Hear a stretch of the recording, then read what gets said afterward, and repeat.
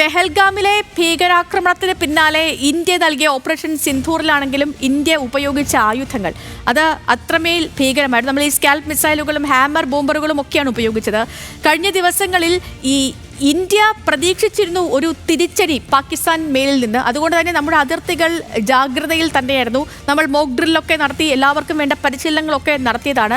പക്ഷേ എങ്കിൽ പോലും വലിയ രീതിയിൽ ചില ഘട്ടങ്ങളിൽ ഈ വിമാനങ്ങൾ എയർപ്ലെയിനുകൾ നമ്മുടെ അതിർത്തികൾ പോലും ലംഘിച്ച് രാജ്യത്തേക്ക് വന്ന സാഹചര്യമുണ്ട്. അതിലാണ് നമ്മൾ 4 വിമാനങ്ങൾ അടിച്ചുരുകയും ഒക്കെ ചെയ്തത്. അപ്പോഴും ഉണർന്ന് പ്രവർത്തിച്ചത് ഇന്ത്യയുടെ S-400 മിസൈലാണ്. റഷ്യൻ നിർമ്മിത S-400 മിസൈലാണ്, പ്രതിരോധ സംവിധാനമാണ്. അതിനെക്കുറിച്ചൊന്ന് പറയാം സനോജ്. കാരണം S-400ന്റെ സവിശേഷതകൾ, S-400 എന്ന മിസൈൽ നമ്മൾ 5 എണ്ണം ഓർഡർ ചെയ്തു, 3 എണ്ണം രാജ്യത്തേക്ക് വന്നു. അതിൽ ഒരൊറ്റ എണ്ണം മാത്രമാണ് ഇപ്പോൾ വിന്യസിച്ചിരിക്കുന്നത്. അതെ അതെ, S-400 അതിൻ്റെ വിശദാംശങ്ങൾ, അതായത് അത് ഇന്ത്യയുടെ കൈവശം ഉള്ള പ്രതിരോധ സംവിധാനത്തെ സംബന്ധിച്ച് അതിൻ്റെ വിശദാംശങ്ങൾ നമുക്ക് ഉണ്ട്. അതായത് 2018 ഏകദേശം 42,000 കോടി രൂപയ്ക്ക് 5 S-400 വാങ്ങാൻ റഷ്യയുമായി കരാറുണ്ടാക്കിയതാണ്. 80കളിൽ റഷ്യയിലെ അൽമാസ് സെൻട്രൽ ഡിസൈൻ ബ്യൂറോയാണത് വികസിപ്പിച്ചെടുത്തത്. അതായത് ഇന്നലെ പുലർച്ചെ 15 സുപ്രധാന കേന്ദ്രങ്ങളിലേക്ക് പാകിസ്ഥാൻ നടത്തിയ മിസൈലാക്രമണ ശ്രമത്തെ ചെറുത്തത് ഈ റഷ്യയിൽ നിന്ന് വാങ്ങിയ S-400 വ്യോമ പ്രതിരോധ സംവിധാനമായിട്ടുള്ള നമ്മൾ ഇന്ത്യ പേരിട്ട സുദർശന ചക്രം ഉപയോഗിച്ചാണ്. അതിൻ്റെ ഒരു പ്രവർത്തനം എന്ന് പറയുന്ന അതിവേഗം സഞ്ചരിക്കുന്ന യുദ്ധവിമാനങ്ങൾ, ബാലിസ്റ്റിക് ക്രൂസ് മിസൈലുകൾ, ഡ്രോണുകൾ എന്നിവയെ വായുവിൽ വെച്ച് തന്നെ തകർക്കാൻ സാധിക്കുന്ന തരത്തിലുള്ളതാണ്. ഏതായാലും അത് ഉപയോഗിച്ചിരിക്കുന്നു. ഒപ്പം അതിൻ്റെ ലോഞ്ചർ എന്ന് പറയുന്നത് അതിൻ്റെ ഒരു റഡാർ സംവിധാനം വളരെ സ്ട്രോങ് ആണ്. ഒപ്പം തന്നെ ഒരു കമാൻഡ് സെൻറ്റർ, അങ്ങനെ 3 പോർഷനായിട്ടാണ് അതുള്ളത്. ഏതാണ്ട് 440 മുതൽ 600 കിലോമീറ്റർ വരെ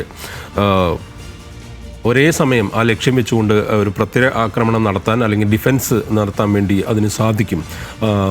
മറ്റൊന്ന് പാക് മിസൈലുകളായിട്ട്, അതായത് ഹാർപി ഡ്രോണുകൾ, അതായത് പാക് മിസൈലുകളെ S-400 വ്യോമ പ്രതിരോധ സംവിധാനം ഉപയോഗിച്ച് തടുക്കുന്നതിന് പിന്നാലെ ഈ റഡാറുകൾ അവരുടെ ഈ പാക് വ്യോമ പ്രതിരോധത്തെ നിർവീര്യമാക്കുന്ന തരത്തിൽ, അതായത് അതിനെ ഈ ന്യൂട്രലൈസ് ചെയ്യുന്നതിന് സഹായിച്ച ഹാർപി ഡ്രോണുകളാണ്. അതായത് അതും വളരെ പ്രധാനപ്പെട്ട ഒരു കാര്യമാണ്. ഏതായാലും ഈ രീതിയിൽ ഇന്ത്യ ഇന്നലെ രാജ്നാഥ് സിംഗ് പറഞ്ഞതുപോലെ വളരെ ഹൈടെക് ആയിട്ടുള്ള ഒരു ആയുധ രംഗത്ത് അല്ലെങ്കിൽ സജ്ജമായിട്ടുള്ള തരത്തിലേക്ക് സൈന്യം നിലനിൽക്കുന്ന ഒരു സമയമാണിത്. കാരണം ആ രീതിയിലേക്ക് ഇന്ത്യയുടെ സൈനിക ബലം ഇന്ത്യക്ക് ഉണ്ട്. അത് തന്നെ ഏറ്റവും ഹൈ എൻഡ് ടെക്നോളജിയിലൂടെ ഉള്ളതും കൂടിയാണ്. അതിന്റെ കൂടെ സുരക്ഷയുടെ ബലത്തിലാണ് നമ്മൾ.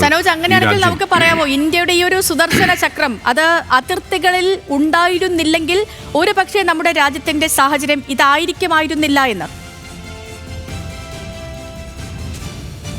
ഇന്ത്യ സുദർശന ചക്രം മാത്രമല്ല, ഇന്ത്യ അത്തരത്തിൽ എല്ലാ തരത്തിലും വളരെ കേപ്പബിളായ, വളരെ എക്യുപ്ഡ് ആയിട്ടുള്ള ഒരു ആയുധശേഖരമുള്ള ഒരു സൈനിക ബലമുള്ള രാജ്യമാണ്. അതുകൊണ്ട് തന്നെ അത്തരത്തിൽ നമുക്കൊരു താരതമ്യത്തിലേക്ക് പോകുന്നതിന് പകരം ഇന്ത്യ ഇത്തരം ആക്രമണങ്ങളെ ചെറുക്കാൻ പ്രാപ്തമായ തരത്തിലേക്കുള്ള സൈനിക സജ്ജമായ ഒരു സ്വഭാവത്തിൽ, അല്ലെങ്കിൽ അത്രമേൽ വളരെ സംഘടിതമായ ഒരു രാജ്യത്തെ ഒരു സ്ട്രക്ചറിൽ നിൽക്കുന്ന ഒരു രാജ്യം എന്ന നിലയ്ക്ക് വളരെ കരുത്തുറ്റ സൈനിക ശേഷിയുള്ള രാജ്യമാണ്.